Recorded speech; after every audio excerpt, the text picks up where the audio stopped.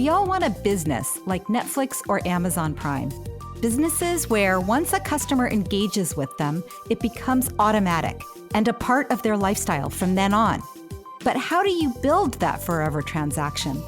I'm Robbie Baxter, and I have been studying subscription and membership models for nearly 20 years.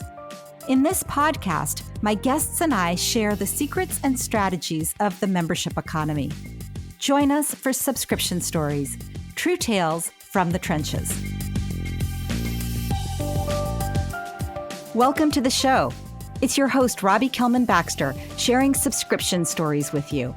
And today's guest is Hunter Madeley, CEO of Vena. Hunter is a serial SaaS entrepreneur, having been part of the leadership teams of some of the most successful business-to-business software stories of the past few years, including ADP, Salesforce, and HubSpot. I met Hunter when we were both speaking at an LP meeting for a group of SaaS CEOs and investors.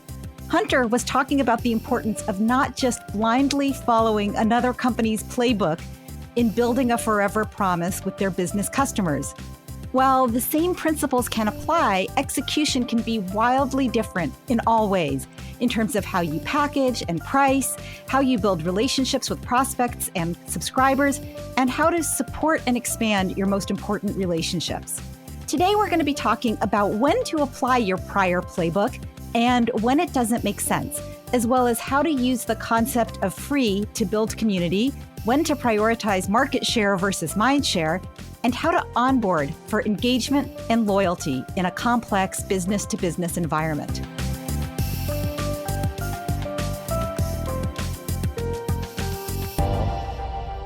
Welcome to the show, Hunter. Thanks, Robbie. Happy to be here. You were recruited as the CEO of Vena in part because of your expertise in software as a service, a B2B subscription model. Can you tell us a little about Vena's forever promise and business model? Yeah, sure. So Vena effectively is an FP&A, financial planning and analysis platform. I'd frame our forever promise as this commitment to help our customers plan to grow.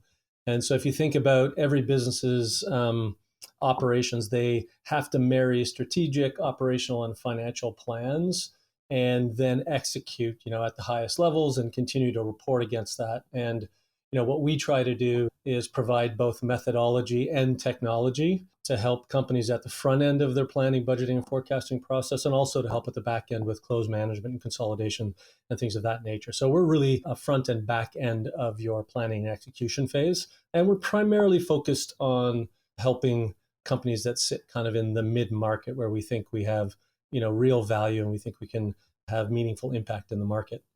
Having joined from HubSpot and Salesforce at ADP before that, what were the challenges and opportunities that you first saw in your early days of being part of Vena?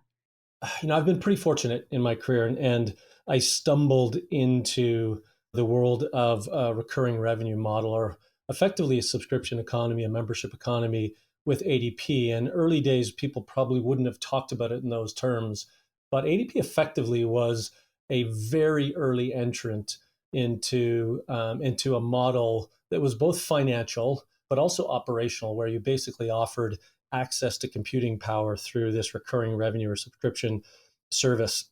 And so I've lived that from my very early days and saw that at Salesforce and HubSpot. And so there's a lot of really interesting lessons that you learn over time about creating customer value engagement in a world where your customers have a relatively easy path to change. So I, luckily had seen a bunch of really great success and learned from a lot of folks at ADP, then went on to see, again, a really interesting success story in Salesforce. And then I had a really interesting run helping HubSpot go public and building a really great, what I feel is a really great SaaS, not just economy, but culture and community. And that's where I think HubSpot really stood out, as we built community and culture around the value we were creating.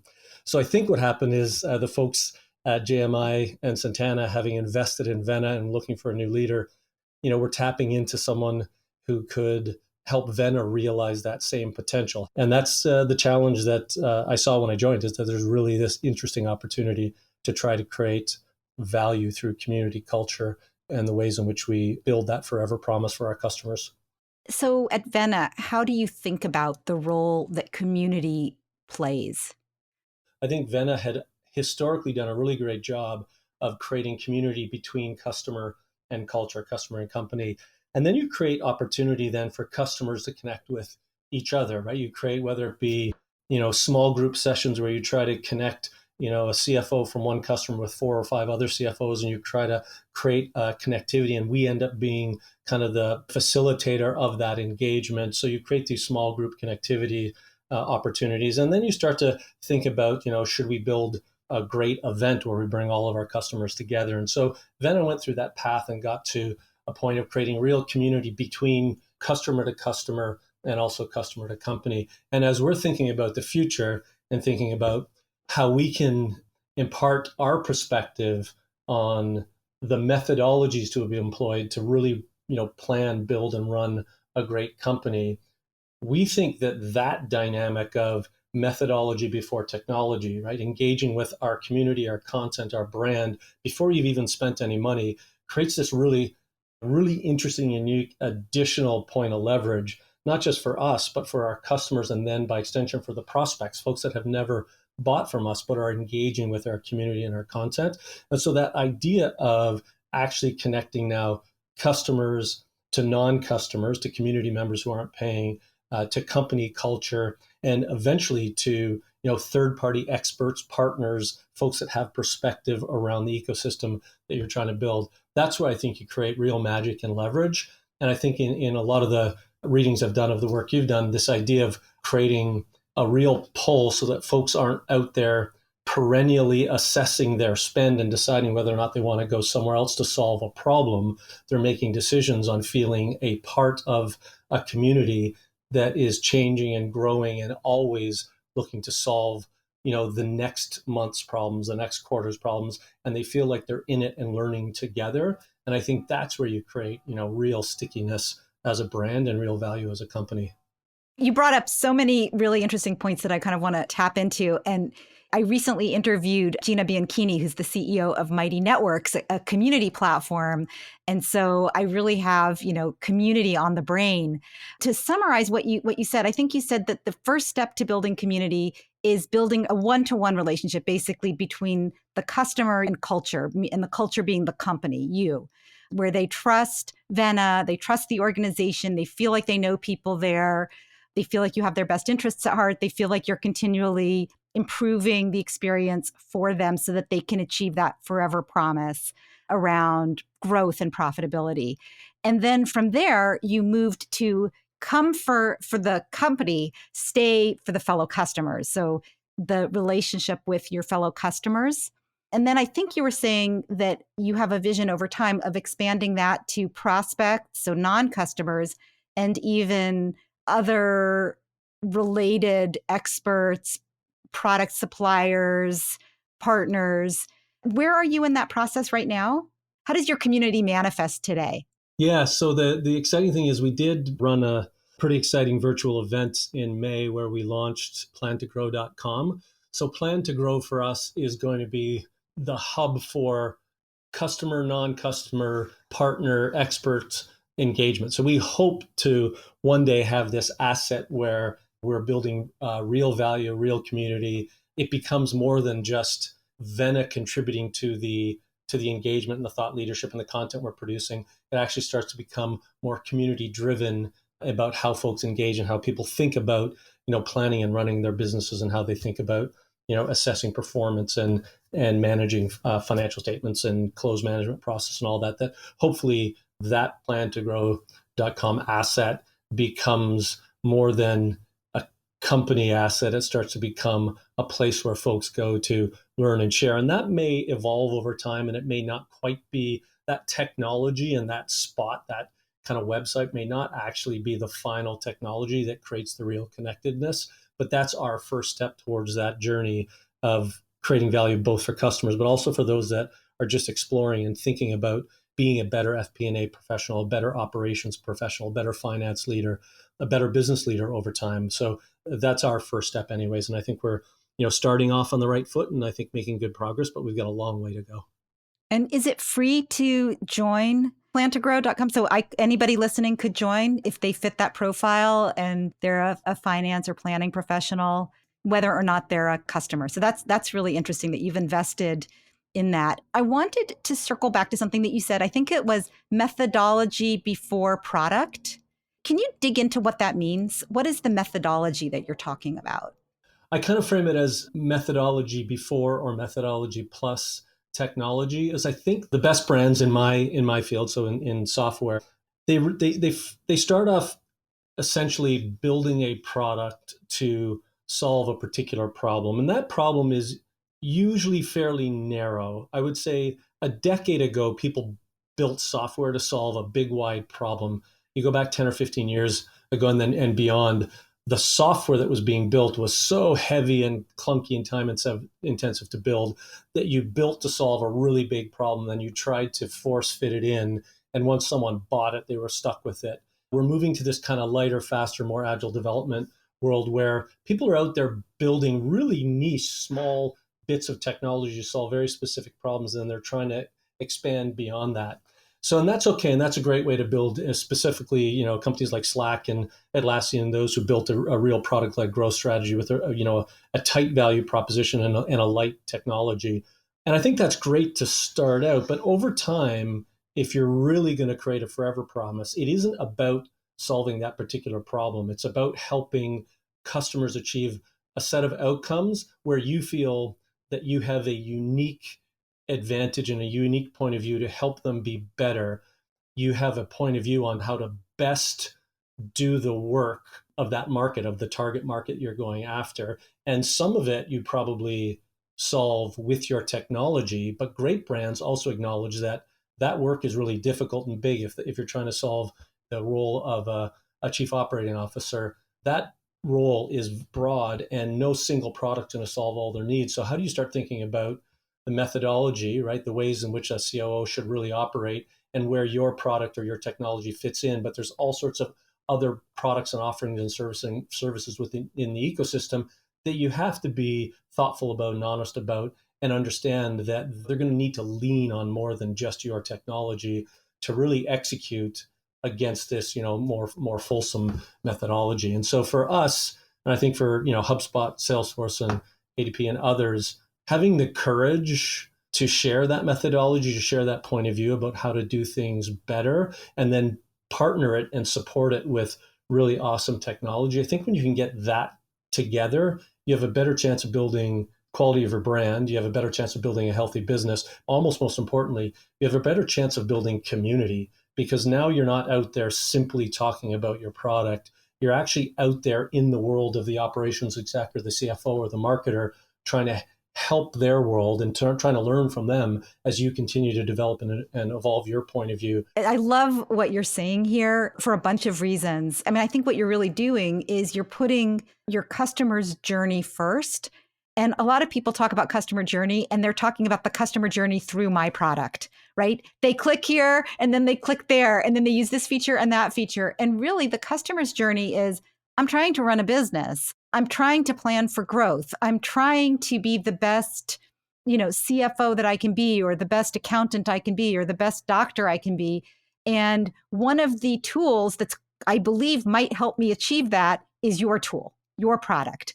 It is not the center of my life, but it is one useful element of a broader ecosystem, as you said. And so it becomes really important for the organizations that want to work with that person to recognize the world through that customer's lens, which is, I'm trying to achieve this goal and I have a bunch of different challenges, and this company is going to solve some of those challenges. And once you start thinking like that, as you said, first of all, you can put a frame in front of that customer and say, this is where the world is going, or this is where this is the path other people like you have taken, are taking. This is where the ones in front of you are. So we're pretty sure that you're going to need to get there. So we're going to anticipate that for you. And so that becomes really valuable. And it also allows you to continue to layer in more value because you're helping them on their journey instead of helping them with just the point that brought you in the front door. And in subscriptions, it's more important than almost anywhere else because it's not enough to just have the transaction. That transaction has to keep happening, as you pointed out. Otherwise, they're going to leave. So you have to keep layering in more value and being a little in front of that customer. So this methodology before technology is a concept that I hope people really take to heart. So I was just saying, I love the framing of the customer journey, because I agree with you. Is that when people do their customer journey mapping, it is always about, okay, when do they first engage with our brand and our product? How do they buy? How do they use it? And it's not recognizing, to your point, the journey the customer's actually on, which is not just how they're using your products, but all the outcomes they're trying to achieve, and how do you fit in and help them with that? And I think that customer journey also, it's almost used interchangeably, but for me, it should be separated. As there's a customer through the lens of the company. The company you're servicing is trying to get something done. In B2B, we're serving companies primarily. And so there's work they're trying to get done and the functions trying to get done. That's a unique set of considerations for the company's journey. But then there's the person, like the person who's primarily working with you, and the people who are primarily working with your software. They're on their own journey, right? They're creating value for the company, but they're also on their own career journey. They're trying to learn and grow and get better. And that's beyond just how they use your product, and how you think about helping that professional as an individual, as well as helping that company as a customer, I think matters. And if you can do both those, that's when you start to really, I think, get loyalty and get people kind of leaning into your brand and your community and the value you create. It's really important. I think one of the big differences, a lot of the guests on this show have been consumer brands, and people often say, is it the same principles for a B2B brand or for a SaaS brand as it is for, Netflix? And the answer is, of course, it's different. As you pointed out in kind of the core of this particular episode, you can't just take the playbook from Netflix and plop it down at a B2B company. There's definitely a lot of differences. One of the big important things about a B2B organization is remembering that you have multiple members. The company is a member, the buyer is a member, the person who makes that decision to work with you, and then the users, the people that are actually expected to use that technology to get their job done. And you have to think through, what's your forever promise to each of them, and how do those three align in a way that serves them all, which is complicated. Yeah, absolutely. Like the interesting thing about even today, where the cliched consumerization of kind of B2B software is happening, where people are just expecting it to be easy to use and intuitive and easy to buy. Surprisingly, it still tends to be a small group of decision makers picking at technology, and the buying group is often assessing the technology through the lens of company value. And then they buy and they force downstream and find out that the actual experience of a user in the product is nowhere near intuitive and useful in the way users expect. So this idea that as a builder of software, you have to be thinking about all the levels, and of course make sure that there are the tool sets to let the business understand and see and have insight into how the business is doing, and create necessary controls and reporting and all the things that you would need through the lens of a management layer. But then how do you make that user layer super intuitive and super useful and flexible enough to meet the needs of those consumers who now know what software should look like? When I was selling software, again, 15, 20 years ago, the end user had no expectation of what software should do or should look like, because they didn't use it in their personal lives. It was when you went to the office that you had this big green DOS screen, and you finally had. And so if you were told you had to key in 95 characters just to access your screen, you would do it. And we're just getting so used now as a society to using fast, intuitive, really helpful software that's got to show up in B2B. And so I do think the companies like the big B2C companies are forcing the hand of B2B software companies to think differently about the end user experience. You don't just have to sell to the financial decision maker to make it stick. It has to be great for the user as well. Yeah. And that's why I think onboarding is such an important element of a good strategy for a SaaS business. So once it's been bought, that's like the starting line. It used to be the moment of transactions, the finish line, and the sales guy goes home and has a martini and is really happy that, he's all done. But it's no longer that way, right? You have to take that next step and figure out how to onboard the subscribers, the users. And I know, Salesforce is kind of famous for having made a product that the salespeople actually wanted to use, that the the users wanted to use, and eventually their companies started buying it for them. How do you think about how onboarding has evolved with the companies that you've worked with? And what is unique to the way that Vena onboards that might be different from some of the other places where you've worked, either because it's more current or because Vena is its own entity? Yeah, the experience of implementation and onboarding, what are recommended best steps to get joy early, and how do you start to build that trust and credibility really quickly? So when I think about our journey now at Vena, or as I think about onboarding in any SaaS company, I think that onboarding starts before the purchase. If you're doing this well, Huh. a customer's already been in, has already seen what their world is going to look like through some part of your product. If you've got a big, wide product, you might not be able to give them full access through free right away, but they've got to be able to see and feel and experience themselves in your product so that by the time they've made the decision and they start onboarding, they're probably partway onboarded already. So you've created that moment of joy before they've even purchased. And for me, that's kind of the holy grail, is how do you get to the point where if your product's not set up to allow customers to truly self-implement, like most B2C, if you're B2B and you still need help getting it set up well, how do you carve out bits and pieces of the experience that can be set up and felt by your customers in the evaluation stage so that you're building trust and credibility and they're building comfort with your technology before they move to the full implementation phase?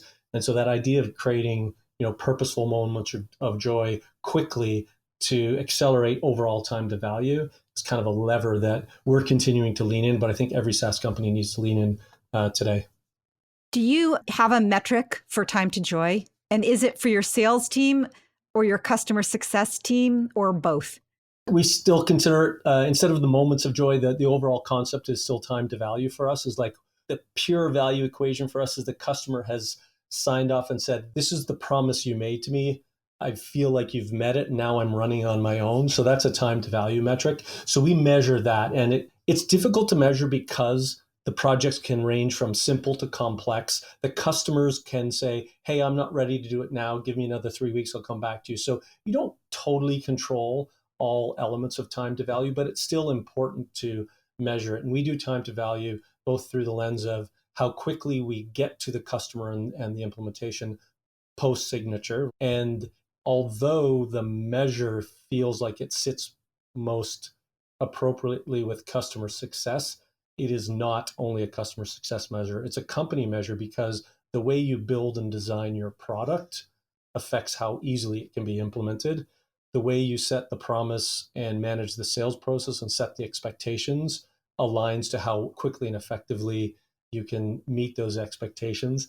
The ways in which you market your value pulls the right customers in so that you're not now selling to customers that aren't really a fit. So it's really a full funnel exercise, product and marketing and sales and customer service all working together to reduce time to value in our world. And you get there through these, like I say, purposeful insertions of moments of joy. I love the idea of moments of joy, and I love the idea of shared metrics across functional areas. One of the things that I've experienced with sales organizations in B2B environments is they want to get to close. They want to get to close as quickly as possible. And the more people you bring in, the slower the sales cycle goes. And so bringing in your colleagues from, let's say, customer support or professional services or customer success is going to slow things down. Bringing in the eventual users of the product alongside the buyers is going to slow things down.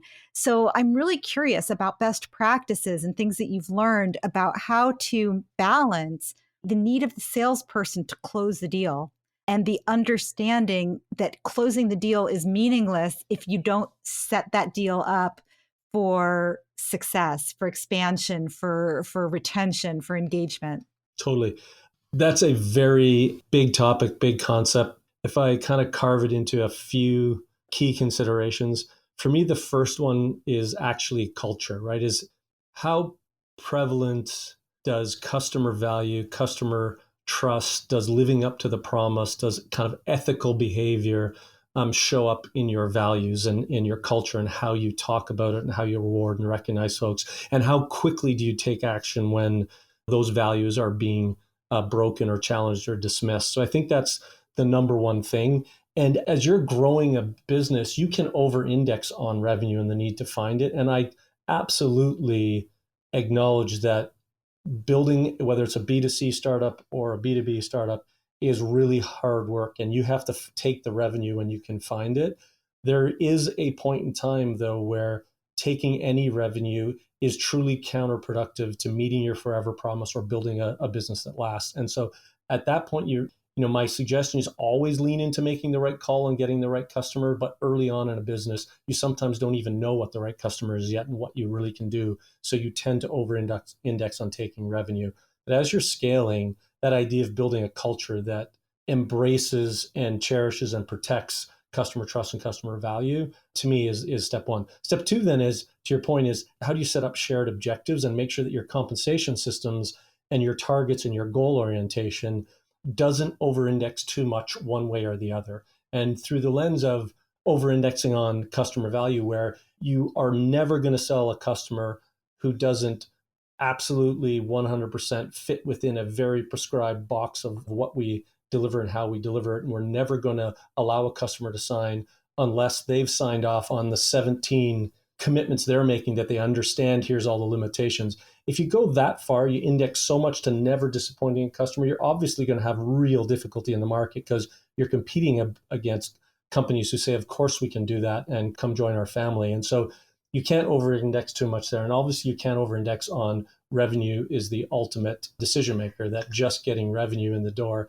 can't be the end all and be all. So getting this like balanced shared set of targets and goals and objectives into your operating system, I think matters a ton. And so I really encourage sales teams to make sure that they do have customer retention metrics and that you are measuring. You do know that as a salesperson, what's being measured is the health of your customer base. As you're selling, you've been at the company for a year or two, knowing that your leadership team is actually measuring the health of your customer base against the average health of the customer base of the company is important, because we want to make sure that we don't have outliers. We don't have sales reps that are selling really bad fit deals consistently, because that'll show up in customer retention and customer satisfaction metrics of that sales reps install base. And so you want to make sure you're being purposeful about those measures and metrics. That would be number two. And then number three, and call it the final, is true customer orientation around satisfaction, value, and feedback. And so if you lean into getting feedback from your customers post-sale about their experience, post-implementation about their experience during use, and you're trying to always match, are we delivering against the promise? Did we meet the expectations of the brand promise that we made, and staying really close to that? As long as that stays healthy, you've probably built the right measures and metrics that are shared, and you've probably got the right overarching culture helping people make good decisions about who's going to be a customer and how we're going to support them. It's really interesting. You talk a lot about data, and I'm imagining the dashboard that you use and that your various functional and team leads are using. And I think I've heard you say leaders need a data-rich diet, and then you've said, but data lies. How do you balance those two? The challenge with not using data is obviously you end up with a whole bunch of unsubstantiated decision-making and effort being applied. And there are, of course, the stories where, the decision maker who flies by the seat of their pants and has a good, strong gut has made some good decisions in the past and had built good businesses. But over time, understanding data and the dynamics of the ecosystem you're trying to build, I think matters a ton. And so obviously we lean into that. And actually one of the things that I care about a lot is looking at data through the right lenses. And for Vena, the way we look at it, we have a health dashboard effectively, and it has three primary components. The first is customer health, and we have a bunch of metrics that tell us whether or not our customer base is healthy, whether or not they're doing the things they should be doing with the product, and their satisfaction levels are high, their renewal rates are high. So we have a customer health view, and that's our number one view, trying to put customer first. Then we actually have an employee health dashboard, which talks to things like the state of our employee, we call it a Vena Life Survey, the state of the employee sentiment, the social position we have based on our employer brand, the ways in which we're hiring, the sources, the diversity of the hiring that we're doing. So how are we living up to all these measures around employee health? And so that's an important lens. And then the final one is business health. And that's all those real core financial metrics about in SaaS, you measure lifetime value against the cost of acquisition. That's a really important metric. So that's where the core metrics of how you run a SaaS business show up. I think that's important to understand that you need to look at data through a number of lenses. And my belief has always been it's customer, employee, and business health, and you have to look at those. And then I'd say be careful then when you do have a rich set of data that on first pass, data can very often lie. And people don't necessarily purposely lie, but people always lean into the lens on data that best supports their point of view. So I push on my leadership team and our whole company to make sure that we're having a strong, healthy debate, that once we see a chart that looks really good, don't just assume it's telling the whole story and that we know the story. People often confuse correlation for causation, and the double click or triple click on data is always important. Never take data at face value and make big decisions. You have to spend the time as a leadership team digging in and double clicking. Great. So I want to finish up with a speed round. So I want you to just answer really quick with what pops into your mind first. First, advice for executives who are about to take a leadership role at their second or third subscription business. Listen and learn before you act. I think it's the worst possible leadership move is to go in and think you know and you're going to apply what you know.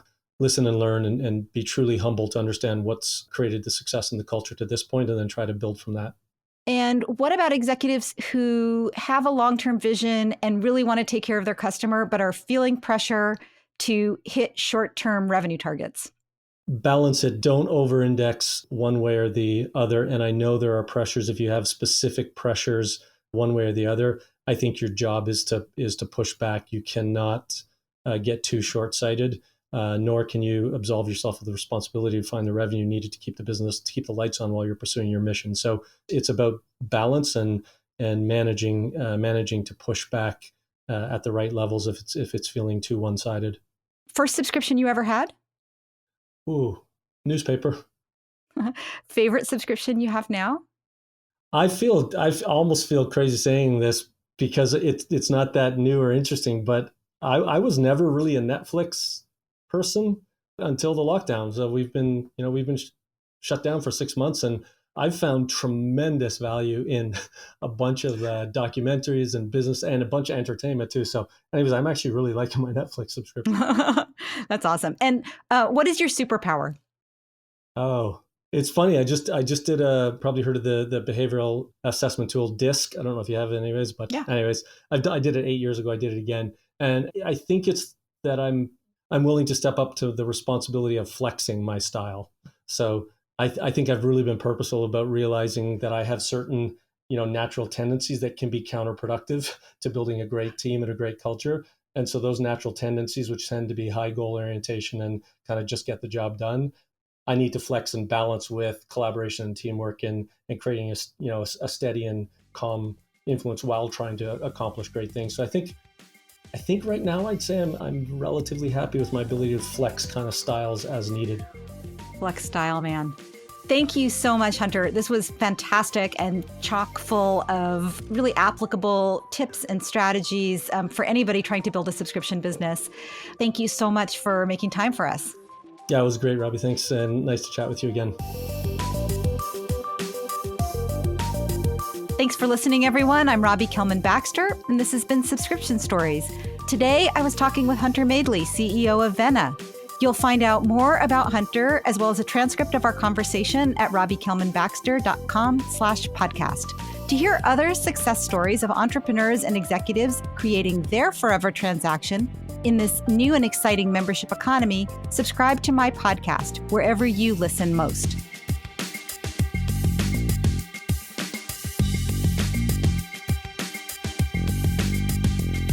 Also, if you like what you heard, please take a moment to give me a star rating and to write a review.